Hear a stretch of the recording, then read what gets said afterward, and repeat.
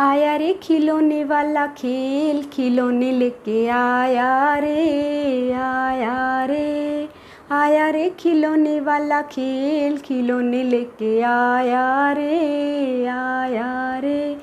आओ मेरे आँख के तारों, कहाँ गए हो तुम प्यारो।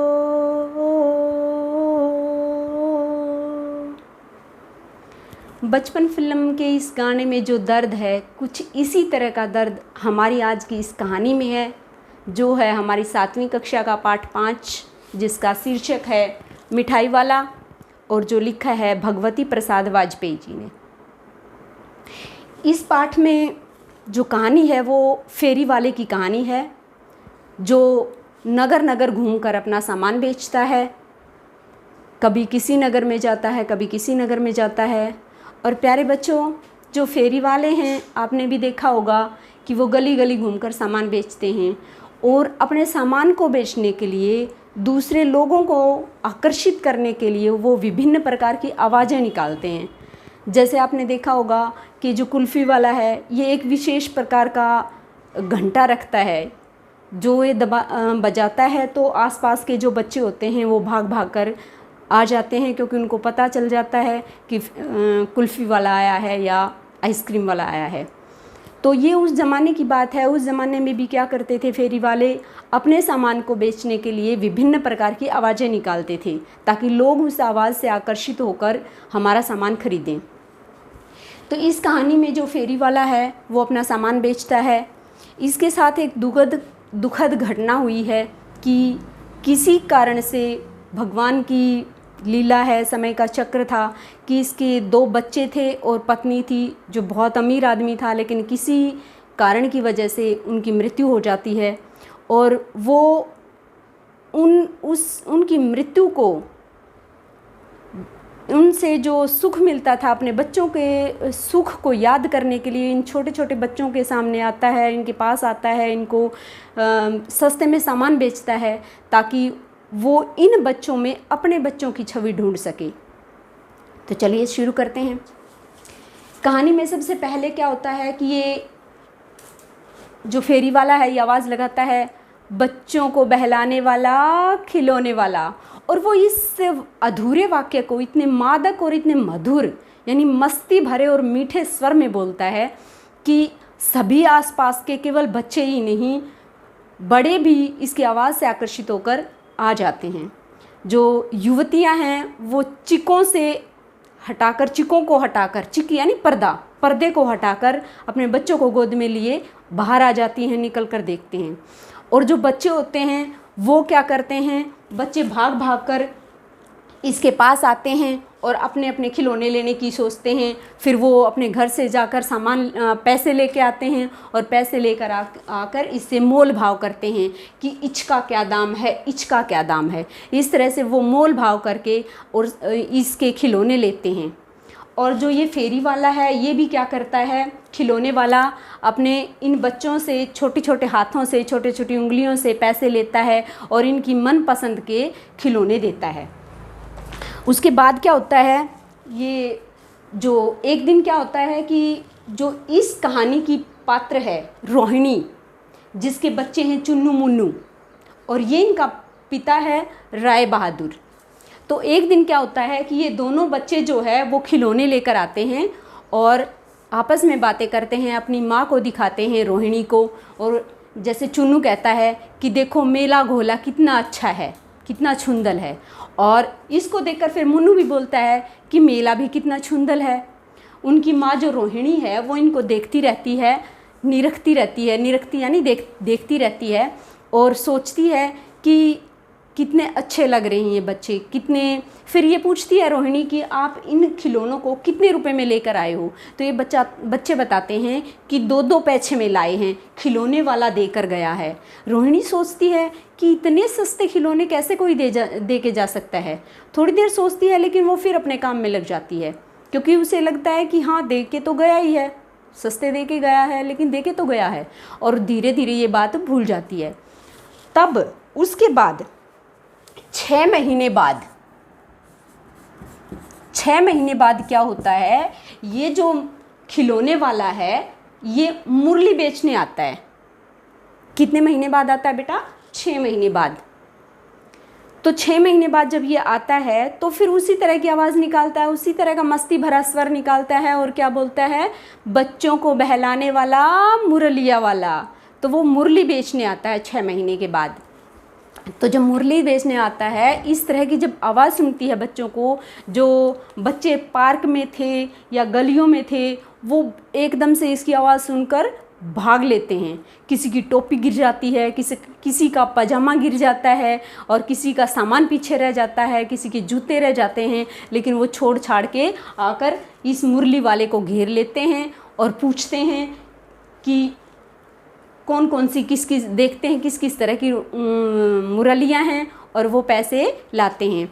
तभी रोहिणी जो है वो अपने पति विजय बहादुर को बोलती है कि चुन्नू मुन्नू के लिए भी 2 मुरलियाँ लेकर आओ, क्योंकि वो सुन चुकी थी कि यहाँ आसपास जो है दोबारा से कोई बेचने आया है मुरली, और उसका जो रंग रूप बताया गया है वो उसी तरह का है जिस तरह का खिलौने वाले का था, क्योंकि जो खिलौने वाला था उसने भी रंगीन साफ़ा पहन रखा था, बीकानेरी रंगीन साफ़ा, और वो मधुर आवाज़ में, मस्ती भरी आवाज़ में लोगों को आकर्षित करने के लिए आवाज़ें लगाता था अपना सामान बेचने के लिए। और इसी तरह मुरली वाला भी सामान बेचने आता है। तो मुरली वाला जो है इसकी उम्र 30-35 वर्ष की है और कुछ इसी तरह की आवाज़ वो निकालता है। तो उसके बाद क्या होता है कि वो जो रोहिणी है विजय बहादुर को बोलती है, तो विजय बहादुर अखबार पढ़ रहा होता है। अखबार को ऐसे समेट के वो ऐसे कैसे बाहर निकल जाता है और बाहर निकलकर मुरली वाले के पास आता है और उससे पूछता है कि ये मुरलियाँ जो है वो आपने कैसे दी। तो ये मुरली वाला बच्चों से बात कर रहा होता है और मुरली वाला बच्चों को कह रहा होता है कि भाई चिंता मत करो। सभी बच्चे जब इसको कहते हैं कि हम भी लेंगे मुरली, हम भी लेंगे मुरली, तो ये कहता है कि बच्चों चिंता मत करो, मुरलियाँ सब के लिए हैं, सबको दी जाएंगी, क्योंकि मेरे पास 1-2 मुरली नहीं है, मेरे पास कुल कितनी है 57 मुरलियाँ हैं और मैं सबको मुरलियाँ दूंगा। तभी जो है बच्चों को छोड़कर वो विजय बहादुर की तरफ मुखातिब होता है और कहता है कि हाँ विजय बाबू, हाँ बाबू बोलिए, क्या पूछ रहे थे आप? मुरलियाँ कितने में दी? दी तो 3-3 पैसे में हैं, लेकिन आपको 2 ही पैसे में दूंगा। तो विजय बहादुर क्या करते हैं, अंदर और बाहर मुस्कुराते हैं। अंदर और बाहर मुस्कुराने का मतलब है कि वो मन ही मन में पहले मुस्कुराते हैं कि कैसी बातें कर रहा है, कि सबको 2-2 रुपए की देता होगा, लेकिन मुझे एहसान का बोझ लाद रहा है कि आपको हैं तो 3-3 रुपए की, लेकिन 2-2 रुपए की दे दूंगा। और तभी क्या करते हैं, वो बोलते हैं, पहले मन में सोचते हैं फिर उसको बोलते हैं मुरली वाले को कि आपकी आदत है, आपने सबको 3-3 रुपए की बजाय 2-2 रुपए में दिए हैं, लेकिन मुझे ये कहकर कि 3-3 पैसे, सॉरी रुपए नहीं पैसे, 3-3 पैसे में दिए हैं, लेकिन मुझ पर एहसान का बोझ डालता है कि आपको 2-2 रुपए में दे देंगे। उसके बाद क्या होता है कि मुरली वाला जो है बड़ा दुखी होता है विजय बहादुर की बात सुनकर और उसको कहता है कि ये ग्राहकों का दस्तूर होता है कि उनको कितना भी सामान, कैसा भी सामान दे दे, कितनी भी कम कीमत पर दे दे दुकानदार, लेकिन ग्राहक को यूँ लगता है कि जो दुकानदार है वो मुझे लूट रहा है। ऐसा ग्राहकों का दस्तूर है, यानी उनकी आदत है। तो उसके बाद फिर क्या होता है, विजय बहादुर कहता है कि मुझे इन सब बातों से कोई लेना देना नहीं है, आप मुझे 2 ठो मुरलियाँ दे दीजिए। 2 ठो या ठो शब्द आया है। ठो शब्द क्या है, जो पूर्वी यूपी है और बिहार की है, वहाँ की भाषाओं में जो संख्यावाची शब्द होते हैं उनके साथ ठो शब्द लगाते हैं। जैसे 2 ठो आलू दे दीजिए, 2 ठो लड़के बैठे हैं, तो इस तरह से ठो वहाँ की भाषा का है, तो ये वहीं के होंगे, इसलिए ये भी क्या कहता है कि मुझे 2 ठो मुरलियाँ दे दीजिए, और वो मुरलियाँ लेकर वापस अंदर चला जाता है। उसके बाद मुरली वाले को बच्चे घेर ही रहे होते हैं, वो पैसे ले आते हैं, वो मुरली वाले को कहते हैं कि मैं लाल रंग की लूँगा, कोई कहता है मैं हरे रंग की लूँगा। तो जो मुरली वाला है वो उनको कहता है कि चिंता मत करो, मैं सबको दूंगा, ऐसी कोई बात नहीं है, मैं सभी बच्चों को दूंगा, और जो बच्चे हैं वो पैसे लाए हुए होते हैं, वो इनको दे देता है। वो आपस में बात करते हैं कि ये लो मुझे दो। एक बच्चा जैसे इनको कहता है कि मुझे पैसे नहीं मिले, माँ ने पैसे नहीं दिए, तो कहता है आपने अच्छी तरह से मांगे नहीं होंगे, अच्छे से मांगो उनसे, वो ज़रूर देगी। फिर वो वापस आता है कि हाँ माँ ने पैसे दे दिए। तभी एक बच्चा आता है कि मेरे पास दुअन्नी है, तो फिर वो कहता है दुअन्नी है तो कोई बात नहीं है, मैं आपको बाकी के पैसे वापस दे दूंगा, 2 पैसे की ये लगेगी मुरली और बाकी के पैसे आपको वापस दे देंगे। इस तरह से सभी बच्चे जो हैं वो इनसे मुरलियाँ लेकर अपने अपने घर चले जाते हैं। रोहिणी फिर से सोचती है कि इतने सस्ते में कैसे दे गया। हालांकि मुरली वाला विजय बहादुर को ये भी बताता है कि इतने सस्ती नहीं है ये, मैंने तो पूरी 1000 मुरलियाँ बनवाई थी, तब मुझे ये इतने सस्ते दामों में पड़ी हैं। अगर आप कहीं से भी लोगे तो आपको ये 3 पैसे से कम नहीं मिलेंगी, मैं तो तुम्हें 2 पैसे में ही दे रहा हूँ। इसके बाद क्या होता है कि 8 मास बाद, कितने मास बाद, कितने महीने बाद, 8 माह बाद पहले खिलौने बेचने आता है, 6 महीने के बाद मुरली बेचने आता है और 8 माह बाद मिठाई बेचने आता है। तो ये वही स्वर अपना चिर परिचित वही बोलता है, बच्चों को बहलाने वाला मिठाई वाला। और जो रोहिणी होती है वो इस समय क्या कर रही होती है, अपनी छत पर खड़ी होती है और यहाँ छत पर खड़ी हुई ये जो है अपने बालों को, अजानू बाहु लंबे बाल, जो घुटनों तक लंबे बाल थे, उनको सुखा रही होती है। लेकिन जैसे ही इसको मिठाई वाले की आवाज़ सुनती है ये तुरंत नीचे आ जाती है और घर में देखती है कि उनकी वृद्धा दादी थी, वृद्धा माने बूढ़ी दादी थी। तो वो बूढ़ी दादी को कहती है कि दादी चुन्नू मुन्नू के लिए मिठाई ले लेते हैं, मिठाई वाले को बुला लो। और दादी जो है वो मिठाई वाले को बुला लेती है, फिर मोल भाव करने लगती है और दादी पूछती है कि कैसे दिए। तो ये जो मिठाई वाला है वो उसको बताता है कि मैंने जो है 1 पैसे की 16 दी हैं। कितनी दी हैं? 1 पैसे की 16। तो दादी जो है बूढ़ी होती है, पोपले मुंह से, यानी जिस मुंह में दांत नहीं है, पोपले मुंह से कहती है कि ये तो आप बहुत ज़्यादा महंगी दे रहे हो, आप यूँ करो 1 पैसे की 25 दे दो। तो तभी रोहिणी बोल पड़ती है कि नहीं दादी ठीक है, आप ले लीजिए, आप 4 पैसे की ये जो है मिठाई ले लीजिए। तो दादी जब इनको कहती है तो ये मिठाई जो है देने लगता है, ऐसे गिनती करता है 1 2 3 4 करके। तो दादी फिर से बोल पड़ती है कि आप जो है ये, चलो मुझे मोल भाव ज़्यादा नहीं करना आता, आप 25 नहीं तो कम से कम 20 दे दीजिए। और पोपले मुँह से हंसने लगती है दादी कि मुझे मोल भाव नहीं आता, आप यूँ करो 25 की बजाय 20 ही दे दो कम से कम। लेकिन वो नहीं मानता कि मेरा इतने में ही बनता है, मैं इतने की ही दूंगा। तो ये जो मिठाई वाला है इनको मिठाइयाँ दे देता है और रोहिणी जो है वो 4 पैसे इनको दे देती है। तो इस तरह से ये मिठाई ले लेती है और ये भी बताता भी है, इन मिठाइयों की विशेषताएं भी बताता है कि ये कैसी मिठाइयाँ हैं, गोल हैं, चपटी हैं, क्या क्या करती हैं, देर तक मुंह में से पिघलती नहीं हैं और इन सब के अलावा ये खांसी को रोक देती हैं। तो उसके बाद क्या होता है, जो रोहिणी है वो चिक के पीछे से, चिक होता है पर्दा, ये चिक है पर्दा। यहाँ पर्दे की बात आई है तो इसका अर्थ ये हुआ कि उस ज़माने में पर्दा प्रथा थी। तो रोहिणी जो है वो चिक के पीछे से देखती है और दादी को बोलती है कि दादी इनसे पूछो क्या ये इस बार से पहले भी कभी कोई सामान बेचने आते हैं या आज पहली बार आए हैं। मिठाई वाले को बड़ा आश्चर्य होता है और वो मिठाई वाला शक से, हैरानी से, संशय से बोलता है कि हाँ मैं इससे पहले भी आया हूँ, इससे पहले मैं खिलौने बेचने आया, इससे पहले मैं मुरली बेचने आया था और उससे पहले मैं खिलौने बेचने आया था। तो रोहिणी का शक सही निकलता है और रोहिणी पूछती है कि आप इतनी सस्ती कैसे दे जाते हो, इतनी सस्ती देने से आपका काम कैसे चलता है, क्या आप यही काम करते हो या कोई और काम भी करते हो। तो जो ये मुरली वाला है ये थोड़ा सा दुखी हो जाता है और कहता है कि आप जानकर क्या करेंगे दादी।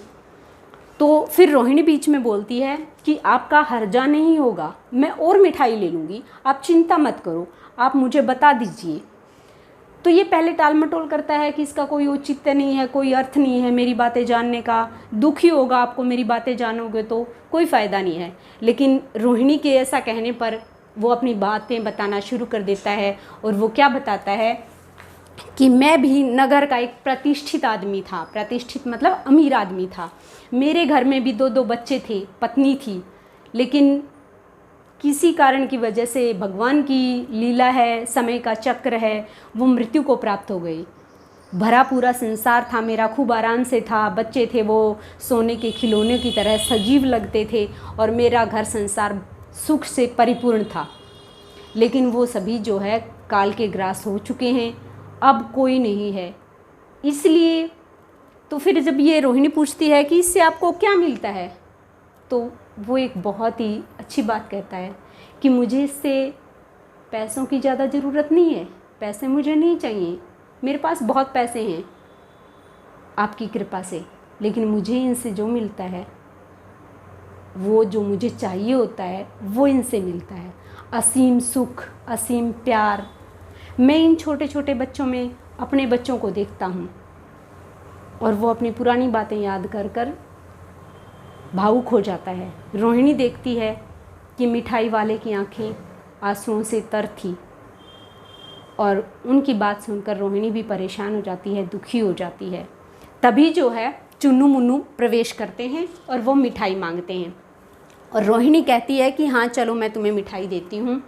और उसी समय जो मिठाई वाला है वो 2 पूड़ियाँ लेकर इन बच्चों को दे देता है कि ये लो बच्चों, मैं देता हूँ मिठाई तुम्हें। तो रोहिणी बोलती है कि नहीं नहीं, हमें आपकी मिठाई नहीं चाहिए, और आपने दे दी हैं तो चलो ये 2 पैसे ले लो आप। और वो इस तरह से पैसे उसकी तरफ फेंक देती है। और दादी जो है, दादी भी कहती है कि आप अपने पैसे लेते जाइए। लेकिन मुरली वाला इस चीज़ को आज नहीं मानता, मिठाई वाला आज इस चीज़ को नहीं मानता। क्यों नहीं मानता? क्योंकि वो इन चुन्नू मुन्नू में अपने बच्चों को देखता है, और वो इनको देखकर असीम सुख की जो उसको प्राप्ति होती है, जो स्नेह इनके प्रति है, जो लगाव इनके प्रति है, उसको वो अपने बच्चों को याद करता है, इनमें अपने बच्चों की छवि देखता है। इसलिए वो पैसे नहीं लेता, और वो अपना सामान उठाकर चला जाता है, और अपना सामान उठाकर चला जाता है। और वो फिर उसी अधूरे और मस्ती भरे स्वर में उस वाक्य को बोलता है, बच्चों को बहलाने वाला मिठाई वाला। और इस तरह से दूर तक उसका आवाज़ गूंजती रहती है। इसकी जो आवाज़ है वो इतनी मधुर है कि एक गली से दूसरी गली में, या गली के एक छोर से दूसरे छोर में सागर की लहरों की तरह गूंजती रहती है। तो इस तरह से ये जो फेरी वाला है, इसकी कहानी इस पाठ में बताई गई है मिठाई वाले में, कि किस तरह से ये बार बार आता है, अलग अलग सामान बेचने आता है। क्योंकि इसको भी पता है अगर एक जैसा सामान हम हमेशा लेकर आएगा तो उसके सामान को कोई नहीं खरीदेगा, इसलिए वो अलग अलग सामान लेकर आता है ताकि बच्चों के साथ वो मिलता रहे और अलग अलग सामान उन बच्चों को देता रहे। तो इस तरह से ये जो कहानी है, ये फेरी वाले की कहानी थी। इसमें हम क्या कर सकते हैं? इसमें हम ये कर सकते हैं, जैसे टीचर्स के लिए भी रिक्वेस्ट है, ये बच्चों के लिए भी रिक्वेस्ट है। इसमें आप क्या कर सकते हो, जैसे पाठ को लाइन वाइज पढ़ो, क्योंकि आजकल का जो एग्ज़ाम पैटर्न है वो इस तरह का नहीं है कि स्टोरी सुनी और काम चल गया। तो इसमें आप पाठ को पढ़ो, जो कठिन शब्द दिए गए हैं उनको देखो, उसके बाद क्या करना है, जैसे पाठ पढ़ा तो उसमें से एक ग्रुप, टीचर के लिए जैसे अगर मैं बात करूं तो ग्रुप बना दिए जाएं क्लास में, कि 4 ग्रुप बना दिए या 3 ग्रुप बना दिए या 2 ग्रुप बना दिए, एक लड़कों का एक लड़कियों का, या फिर अगर लड़कियां हैं तो वैसे भी 2 ग्रुप बना दिए। और ग्रुप बना के उसमें क्या करना है कि छांटने दे दिए कि विशेषण शब्द छांटो आप इसमें से, इस पाठ में से, या किसी ग्रुप को दे दिया आप संज्ञा शब्द छांटो, या अगर विशेषण ही छांटने हैं तो विशेषण के भेदों में से कि एक जो ग्रुप है वो गुणवाचक विशेषण छांटेगा, दूसरे ग्रुप को दे दिए जाते हैं कि आप संख्यावाचक विशेषण छांटेगा। अगर मैं इसमें 1-2 उदाहरण की बात करूं तो जैसे इसमें कुछ शब्द आए हैं कि बीकानेरी रंगीन साफ़ा, तो साफ़ा जो है वो क्या होती है, पगड़ी, और उस पगड़ी की विशेषता क्या बताई गई है कि वो बीकानेरी है और रंगीन है। तो बीकानेरी रंगीन क्या हो गया, विशेषण शब्द हो गया, और साफ़ा क्या हो गया, संज्ञा शब्द हो गया। तो संज्ञा की जो विशेषता, संज्ञा और सर्वनाम की जो विशेषता बताते हैं वो विशेषण होते हैं। इसी तरह से क्षीण स्वर, स्नेहासिक बातें, वृद्धा दादी, रंग बिरंगी मिठाई, गोल चपटी मिठाई, पोपला मुंह, इस प्रकार से जो है विशेषण शब्द छांटे जा सकते हैं। या 57 मुरलियाँ या 1000 मुरलियाँ। अच्छा, इसमें एक और शब्द आया है, दुअन्नी शब्द आया है। दुअन्नी, दो आनों का समूह, ये समास है। और कौन सा समास है? द्विगु समास। द्विगु जो शब्द है ना, वो अपने आप में भी द्विगु समास है, क्योंकि द्विगु का अर्थ है दो गायों का समूह, तो ये भी द्विगु समास है। और हमारे जो पाठ में आया है वो है दुअन्नी शब्द। अच्छा, इसमें एक और चीज़ है, मादक मृदुल। आज मैं थोड़ी सी भाषा की बात ज़्यादा ही करने लगी। मादक मृदुल शब्द, मादक मृदुल, मैं वर्ण की आवृत्ति हुई है। यहाँ दो वर्ण या दो से ज़्यादा वर्ण एक साथ आ जाते हैं तो वहाँ अनुप्रास अलंकार होता है। तो यहाँ इन शब्दों में, मादक मृदुल शब्द में अनुप्रास अलंकार है। तो इस तरह से जो है हम पाठ करवाने के बाद हमें भाषा की बारे में ज़रूर जानकारी होनी चाहिए। ज़रूर उस पाठ में से देखना चाहिए कि क्या क्या चीज़ें ऐसी हैं जो इसमें आ सकती हैं एग्ज़ाम में। तो इस तरह से ये कहानी थी। और अगर वीडियो पसंद आई तो आप इसे लाइक कीजिए, शेयर कीजिए और मेरे चैनल को सब्सक्राइब कीजिए, ताकि मैं और जो भी वीडियो बनाऊं वो तुरंत आपके पास पहुंच जाएं। Thank you.